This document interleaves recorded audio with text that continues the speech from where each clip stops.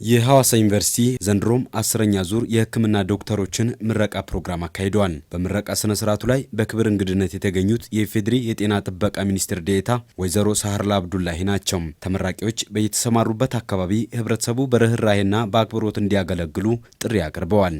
ሚኒስቴር መስሪያ ቤቱ አስፈላጊውን ድጋፍ እንደሚያደርግም ወይዘሮ ሳህርላ ጠቁመዋል።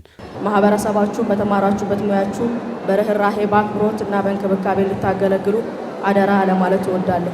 ሚኒስቴር መስሪያ ቤታችን በሁሉም ረገድ ወደፊት ለሚኖራችሁ የጤና ዘርፍ ልማት እንቅስቃሴያችን ውስጥ የሚያደርገውን ሁሉን አይነት ድጋፍ አጠናክሮ እንደሚቀጥል ቃል እየገባው በዚህ ቀን ላሳካችሁት የመጀመሪያ ምዕራፍ አብራቂት ስኬት በድካሚ እንኳን ደስ አላችሁ ማለት እወዳለሁ። እንኳን ደስ አለን፣ እንኳን ደስ አላችሁ። የሐዋሳ ዩኒቨርሲቲ ፕሬዝዳንት አቶ አያኖ በራሶ በበኩላቸው ዩኒቨርሲቲው በምስራቅ አፍሪካ ከሚገኙ 10 ምርጥ ዩኒቨርሲቲዎች አንዱ ለማድረግ እየተሰራ ነው ብለዋል።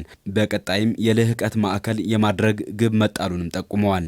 በተለያየ የሕክምና ስፔሻሊቲ ሙያዎች የተማረ የሰው ኃይል በማፍራት ለክልሉ ሆነ ለሀገር ልማት ከፍተኛ ሚና እያበረከተ የሚገኝ ኮሌጅ ሲሆን በቀጣይም በዘርፉ የልማት ማዕከል ሆኖ ለመቀጠል ከፍተኛ ራዕይ ሰንቆ በመጓዝ ላይ ይገኛል።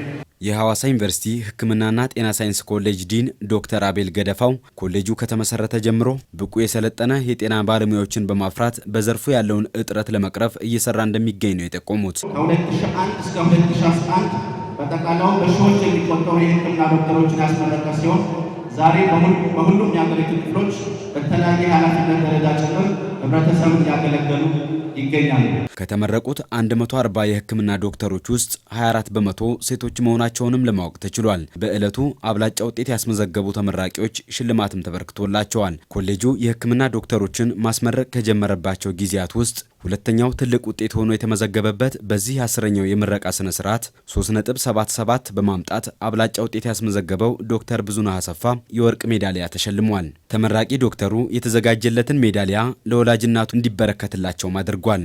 ምክንያቱ ምን ይሆን? እኔ ለሕክምናው ትምህርት ከከፈልኩት መስዋዕትነት ይልቅ እናቴ እኔ ለዚህ ቀን ለማብቃት እጅግ በጣም ብዙ ለፍታለች፣ ብዙ ደክማለች። ያንን ድካሟን በትንሹም ቢሆን የከፈልኳት መስሎ ስለታየኝ ለዚህ አስነው ለእናቴ ያደረኩት። እንዲህ ያለ ደስታ ለሁሉም ይድረሰው።